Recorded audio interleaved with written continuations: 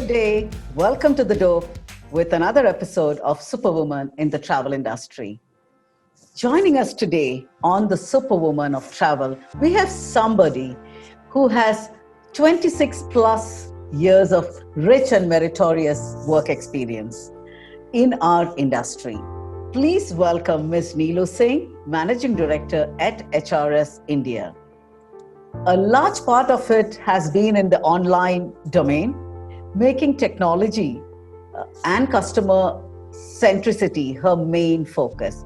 She is no stranger to the startup environment. As an entrepreneur herself, she started her previous organization, EasyGo, way back in 2005 and was at the helm of affairs for 14 years to firmly establish the brand in the B2B market across geographies as CEO of the group.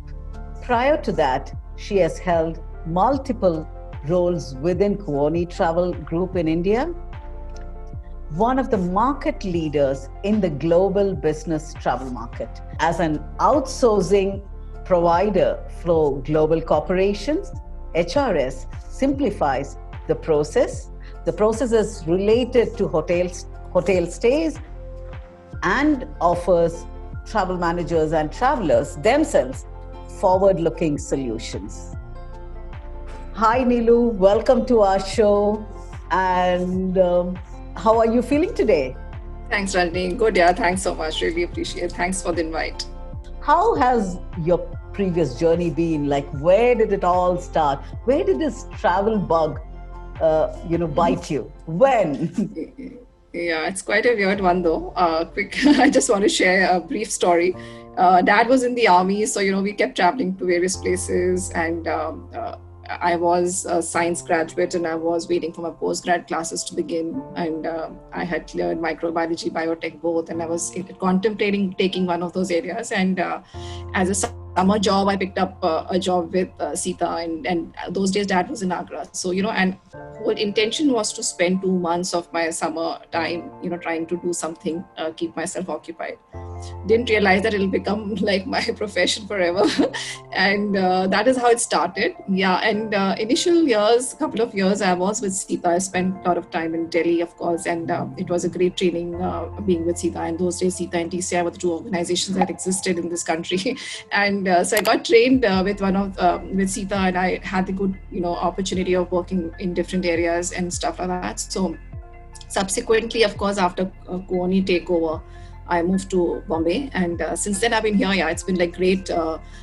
Spent some time with SOTC, managing the holiday side of the business, and then I left SOTC in 2005 and I started the company EasyGo, like you mentioned initially as well. And so yeah, many years there in the online space. So in that sense, I've had a good mix of corporate travel, leisure, online. So it's been really interesting. It's been like an interesting journey for me, and moving from offline to online and seeing the whole industry transform. So pretty interesting. And I think I love our industry. I like having a great time. Yeah. And now with HRS, it's been like, I think I joined in Jan this year.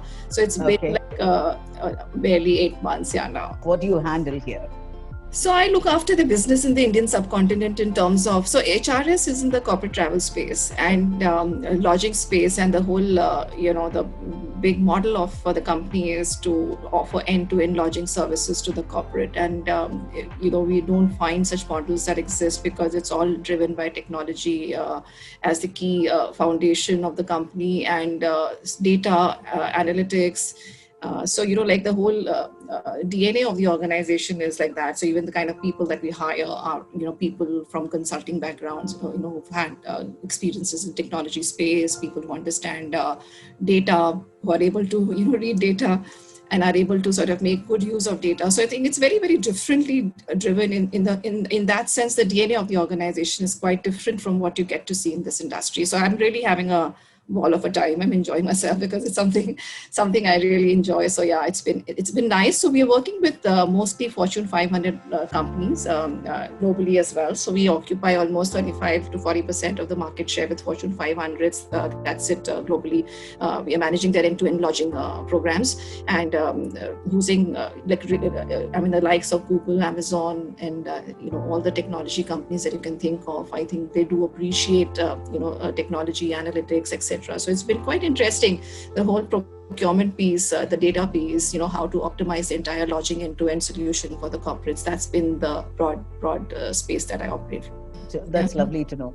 I'm just getting into a different scenario right now. I think everybody is talking about, since the pandemic, I've been hearing a lot about emotional intelligence is widely spoken about in the current scenario, at least. I know it's been there, but I think in the current scenario, it's becoming more relevant. And how do you think an emotional, intelligent leadership can guide your clients into the future, clients or your team into the future? Yeah. I think it's a very important point that you brought it up, because I feel that, I think every strategy has to be based on what the customer is feeling. And I think we all know it. I'm not talking about something new that is known only to us. I mean, it's known to the whole world, right? Who's into the business of travel, that it has to be customer focused. But how granular are you getting and how accurate are you getting to tap that intelligence is what's going to derive, good strategies. And in that sense, I think how closely are you involved in tracking the emotional intelligence and, the behavior, cultural innovations that derive from how the customer responding, how closely are you, associated, how closely are you interpreting that basis data, how closely are you interpreting that basis technology. I think all that is going to lead to what your strategy is going to be going forward, and I think what I've also seen is that a lot of travel organizations globally are very intelligently working in this area, which is leading to some very, very phenomenal matured technology solutions and technology driven programs that are leading to capturing this part of the aspect, and it is bringing in huge amount of maturity in the entire industry. And I think that is the interesting part of it, the way I'm seeing it.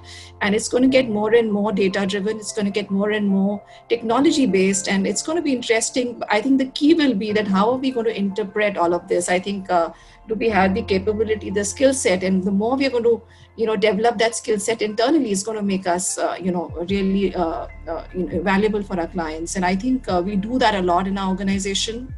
The entire DNA, like I mentioned earlier as well, of the people that are working in our organization is so differently placed in terms of people that are hired also are aligned in such a manner that they understand data very, very clearly and are used to working with advanced technology. So, broadly, these are two critical areas that we really focus on. And I think it gets you to the customer side of the story, that how do you read that customer well? How well do you read the customer?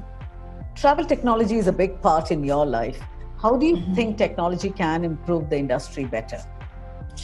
So, a lot of good work has already happened in this area and will continue to move in that space. But I feel a couple of things that I feel which I really want to sort of highlight. One, of course, is that technology has, the customer, the way customers consuming everything today, that is leading to technology adoption, for the industry. So the way the customers responding has how they're consuming this particular product, this particular, how they are interacting with this particular industry is transforming rapidly.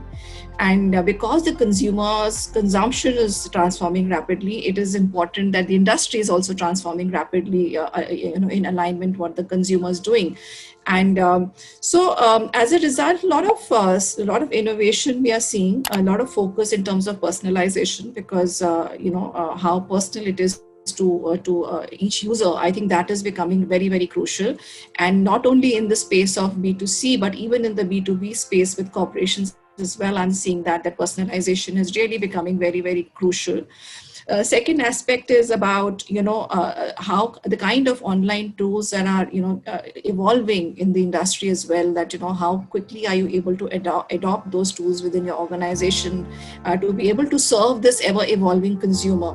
And that is also becoming very, very crucial. social media is playing a huge role, because social media, of course, is, in a way, sort of becoming like a listening tool, where you're able to understand what the customer is thinking, what is going on in his mind, because that's something he's hooked on to throughout the day. So, social media has a huge role to play, and it's a great cue for us to pick up from there and sort of analyze, the first point to your the question that you asked about customer behavior is all coming in from, social media, that how are you able to listen to that customer using the social media and using social media tools, and therefore, sort of transform your strategy accordingly. And of course, all these tools are leading to 24/7, availability to the consumer. That how are you able to, sort of be available to the consumer 24/7. So broadly, 3-4 trends that I'm seeing are largely around this. Of course, the underlying technology to handle all this is going to be is AI, ML, and blockchain is playing a huge role in this area. So, all these things together are obviously transforming the technology. And I'm sure it's known to all of us that the technology is evolving so rapidly. So what you have seen 2 years back is no longer going to hold true today, because, the consumer is evolving so rapidly with the new things that are coming, that he's, using on a daily basis.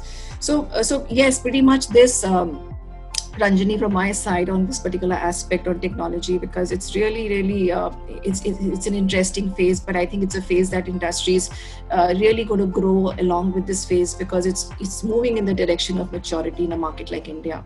How has the lockdown and COVID-19 affected the business and you personally? So funnily enough, because we were hit by the crisis, and the first reaction would think that travel's come to a standstill and there was no work. And genuinely, there's no, in terms of travel coming to a standstill. That's true. That's known to all of us. It's not unique to, knowledge unique to me. But the reality is that while travel has come to a standstill, I don't think our customers have sat very pretty. They've been on their toes. And because they've been on their toes, we have been on our toes. And I honestly am, sort of saying this without exaggeration, that it's been like, really busy time for us from the time we've gone into a lockdown. And the interesting thing, I'm just reminded of the fact that the moment of crisis really becomes the time you're able to also, make it a time of, achievements for the organization. And I think that's what's happened with us. A lot of innovative stuff we've come out with, because we were so we were tracking, how the customer is responding in such times, how things are going to evolve post-COVID and things like that. So a lot of work was happening in that area. Closely, of course, all this was in association with our customers and trying to understand how the sentiment is evolving, how, the behavior is evolving of the traveler, how the organizations are looking at things differently, post-COVID and stuff. And one had to be ready. You can't do it once, unlock happens. So, we utilized all this time during COVID to prepare ourselves so that we are able to respond to that. And I think a lot of our time went in that, and we came up with some, fantastic innovation strategies during COVID, purely focusing and catering to the evolving needs of the corporations, post-COVID. So I'm happy that, a lot of, in a short span of, I would say 6 months, a lot of good work has happened within the organization. And I feel that it's almost become like a year of great achievement. It sounds so incorrect, but that's the reality. That COVID has become the year of great achievement for us, because I think a lot of innovative stuff that we undertook as a plan this year. In a normal year, I wouldn't have imagined us doing so much of work, but I think it happened. So things to say about this. Of course, this doesn't include the kind of crisis that the industry is going through, and it doesn't talk about the kind of suffering that humanity per se has faced. But I think from the organization's perspective, we have really evolved as a company, sort of understood that, how right sizing is critical. A lot of wastage that was happening initially, all that goes away. And you are becoming conscious, and on a personal front as well, right? While I've been at home, we are continuing to work from home, I think until Jan as of now. The whole thing has been that, it's no longer about you're wasting time just because you're at home, because it's been equally sincere. I think work from home culture, which was never a culture in India, has become a good culture in India, because I think I see my people, very diligently and sincerely sort of working throughout the day. And, you don't need need to track them. Are they working? Are they not working? Because there's so much of work happening. So I think I really felt that a lot of maturity has set in the industry because of this. And it's for the good, because this is going to be there for a long time. Even our customers are telling us that they will continue post, unlock as well. They'll continue to operate from home. They will continue to look at, evolving basis that traveler needs, etc. And they will evolve their strategy. So it'll be interesting. I'm looking forward to it. I think we've had some exciting times and looking forward to it going forward as well. Absolutely, that's lovely. And will travel be the same after we fight the pandemic? No, not at all. I think it's just going to be so different, so different. And where would you travel first after the entire lockdown has happened?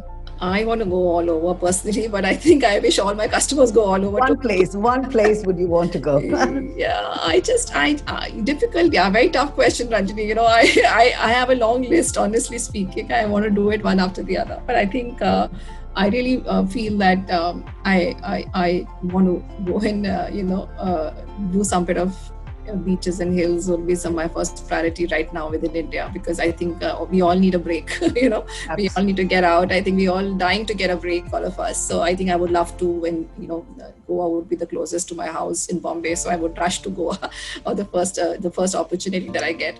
So that'll definitely be my number one preference. But I think looking forward to customers back on road, so that we can really look after them. Yeah.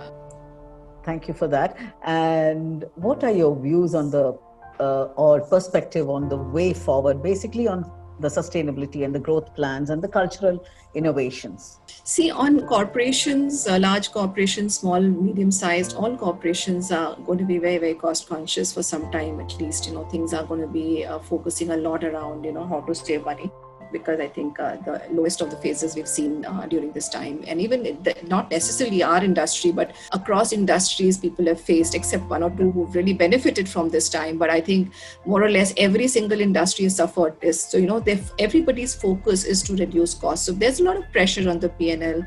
There's a lot of, right sizing that has happened in the organizations, and as a result of P&L pressures. And also the traveler behavior has transformed, whether it's a corporate, whether it is a B2C traveler, everybody's travel behavior has changed, and so much of focus is on duty of care, that how am I going to be looked after when I'm going to be on that road, when I'm going to be back on road. So how are we sort of, one is of course just verbally satisfying the customer, saying the hotel is clean and safe because this is how it is. But I think a lot of certification, validation from third party is going to become very, very crucial. So for example, we've launched this clean and safe protocol in HRS with hotels globally, where we've got SGS as a third party who's certifying all hotels to be clean and safe, and then it sort of publishes a score as well, that how do they score the hotels, and the traveler is able to review.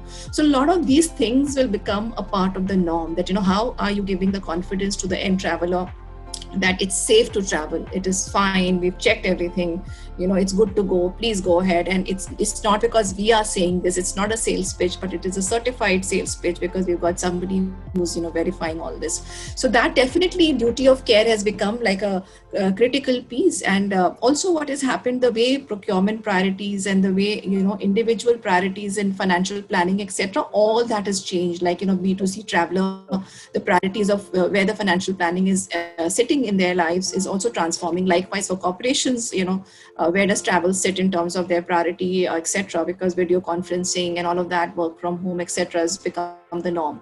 So a lot of these things have transformed. Organizations, are people like us have to adopt to those changes and work out, change our plans basis the needs of the traveler, and make sure that we are responding to how the traveler is looking at their lives. So yeah, a lot of work in that area.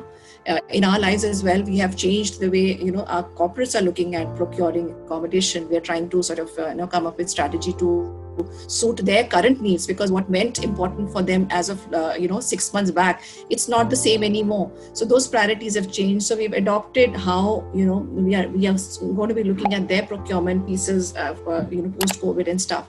So a lot of it's interesting, because it's interesting how it's evolving, and a lot of focus is going back to the end traveler in terms of how can we give that comfort to this person when he gets back on the road.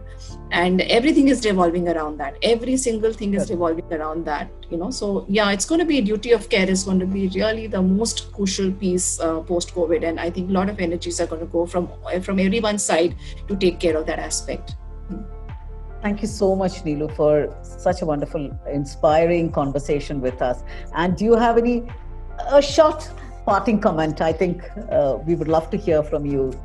Yeah, I really feel it's a very beautiful. I mean, I really feel it's an amazing industry, and the good thing is it's evolving so rapidly because the consumer is evolving rapidly, and it is becoming a crucial industry for a lot of countries, and it will continue to remain significant.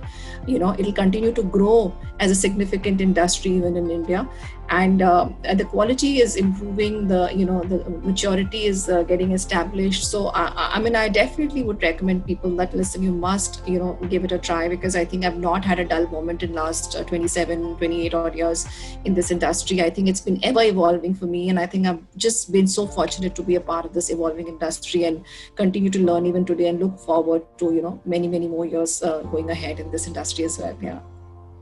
Thank you so much, and thank you so much for spending time with us and sharing all your valuable insights with us. I mean, truly loved having a great conversation with you, and look forward to meeting you someday soon not on a virtual but on a real-time arena. Same here. So, thanks so much for inviting me. Thank you so much. And for all our viewers, I'm sure you would have found this very inspiring. And please do not forget to like, share, and subscribe, as always, to the Superwoman of the travel industry. Thank you, and see you soon with another Superwoman.